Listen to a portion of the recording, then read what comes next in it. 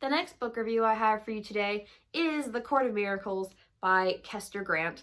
Now, I picked this up because I'm a huge fan of Les Miserables, Rabla, or Les Miserables, or however you want to pronounce it, or Les Mis. We'll just call it Les Mis for now because it's less complicated. So this is another book that I think is pitched incorrectly. It's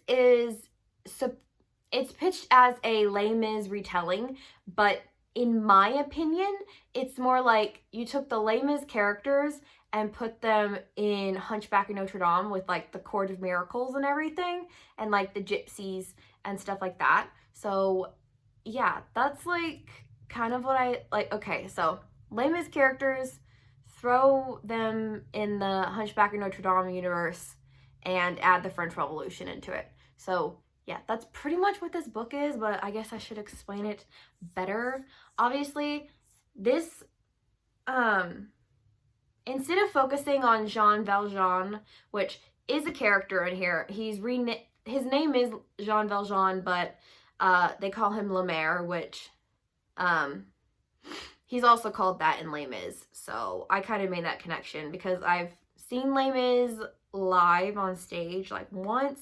I have the soundtrack to the original West End or original London production. I don't remember. And then I've seen the anniversary, 25th? No, 15th. The 15th anniversary concert version. So I'm really into Les Mis. So this instead of focusing on Jean Valjean, it focuses on Eponine, which she's called Nina in this book. I mean, she is called Eponine kind of, but most people just call her Nina. And she had an older sister that was sold by Thénardier, her father, to the Tiger, which is one of the guild lords. There's like a bunch of guilds. There's like the Assassin's Guild, the Beggars Guild. There's like 7 or whatever. So there's a lot of people to keep straight. But we'll just focus on like a couple. Like I said, Jean Valjean is a character named Lemaire, and he's part of the Guild of Letters.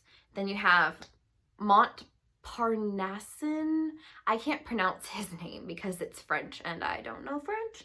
And I guess he's supposed to be the stand-in for Marius because in the back of the book, like the author is like, Marius is the most boring and useless character in all of Les Mis. So she took him out and like put her own character in. So Montparnasse is the Master of Knives, part of the Assassin's Guild. You have Cosette, which I forget her nickname in the book.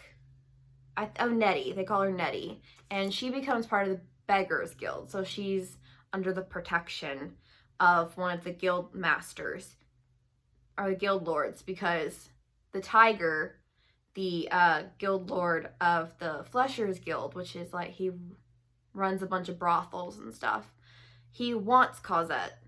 But if she's under the authority or like under the protection of another guild lord who's like really infamous for escaping the French Revolution with like when they cut off the heads of like Marie Antoinette and like her family. So yeah, it's like it takes place after the failed French Revolution.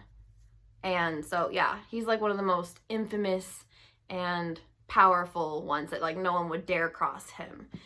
So yeah, she's under the protection of him. You have Enrollis, which is he's in Les Mis. I had to kind of like look him up and I was like, okay, I kind of know who his character is, but it's been a couple years. So there's a lot of characters that are from Les Mis in here that are like mixed up and turned around.